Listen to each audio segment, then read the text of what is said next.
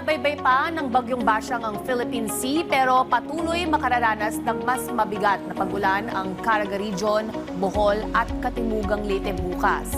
Kasama rin sa pagulan ang Surigao Provinces at Davao Oriental maging ang Dinagat Islands. Alerta po sa posibleng pagbaha at landslide. Itinaas na rin ang wind signal warning number 1 sa ilang mga probinsya. Lead time ng signal number 1 ay ramdam ang epekto nito sa susunod na 36 hours. Kabilang dyan ang ilang bahagi ng Visayas, Silangang Visayas at Gitnang Visayas.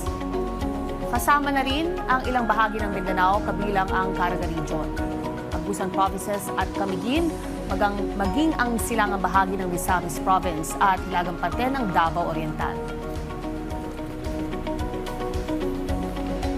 Nakikitang lalakas pa ang bagyo anumang oras ngayong gabi ay posibleng maging tropical storm ito bago pa yan tumama sa kalupaan. Sa ngayon huling namataan yan sa line na 655 km silangan ng Hinatuan, Surigao del Sur at may taglayan ng hangin na umaabot sa 55 km per hour. May pabugso na 70 km per hour at bagalaw sa mabagal na 15 km per hour pasilangan papalapit nga ng Mindanao. Ay naman sa inak ng Pag-asa, unang daraanan ng bagyo ang karon sa Surigao del Sur bukas o araw ng Huwebes at sa Biyernes ng tanghali, tutumbukin ito ang parte ng Bohol at Cebu Island, maging dito rin sa Negros Island at kasunod naman ang Panay Island. Simula Huwebes hanggang Biyernes naman ay tatama rin ang outer rain bands ito sa hilagang bahagi ng Mindanao at sa gitnang Mindanao.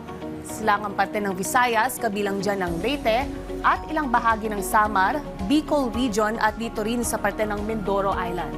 Sa Sabado naman ay dadaanan nito ang malaking bahagi ng Palawan. Tuluyan ng hihina rin bilang low pressure area paglabas nito sa West Philippine Sea. Ngayon silipin naman natin ang forecast sa mga pangunahing lungsod sa ating bansa sa mga susunod na araw.